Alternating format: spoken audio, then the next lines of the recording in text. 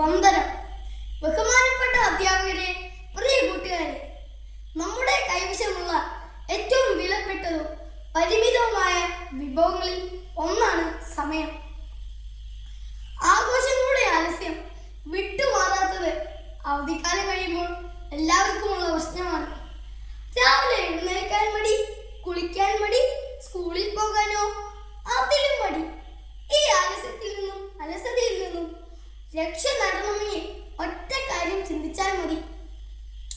സമയത്തെക്കുറിച്ച്, സമയത്തിന്റെ വിലയെക്കുറിച്ച് പ്രഗത്ഭരായവരിൽ പലരും സമയത്തിന്റെ വില അറിഞ്ഞു പ്രവർത്തിച്ചിട്ടുള്ളവരാണ്. സമയനിഷ്ഠ പാലിക്കാത്തവർ മറ്റുള്ളവരുടെ സമയം നഷ്ടപ്പെടുത്തുകയാണ് ചെയ്യുന്നത്.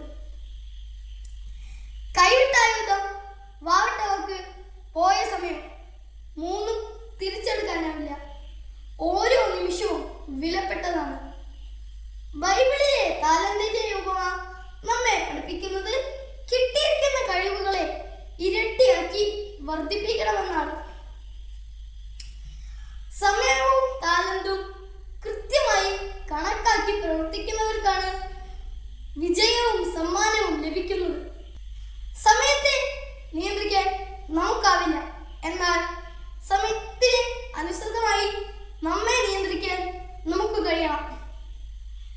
സമയത്തിന്റെ ശരിയായ വിനിയോഗം എന്നത് ജീവിതത്തിന്റെ കരുത്തുറ്റ ലക്ഷ്യങ്ങളിൽ ഒന്നായി തീരണം.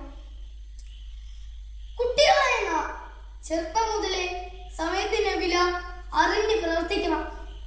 ക്ലാസ്സിൽ ഒരു ടൈം ടേബിൾ ഉള്ളതുപോലെ വീട്ടിൽ ഒരു ടൈം ടേബിൾ തയ്യാറാക്കുകയും അതിനനുസരിച്ച് പ്രവർത്തിക്കുകയും വേണം. സമയത്തെക്കുറിച്ചുള്ള ബോധം അത് ജീവിതത്തെക്കുറിച്ചുള്ള ജാഗ്രതയായിരിക്കണം. നിങ്ങൾ ജീവിതത്തെ സ്നേഹിക്കുന്നുവോ എങ്കിൽ സമയം പാഴാക്കാതിരിക്കുക. കാരണം സമയമാണ് ജീവിതത്തിന്റെ മൂലധനം എന്ന ബെഞ്ചമിൻ ഫ്രാങ്ക്ലിന്റെ വാക്കുകൾ നമുക്ക് ഒരു വലിയ സന്ദേശമാണ് നൽകുന്നത്. സമയം ആർക്കു വേണ്ടി കാത്തു നിൽക്കുന്നില്ല. ഇന്നലകളെ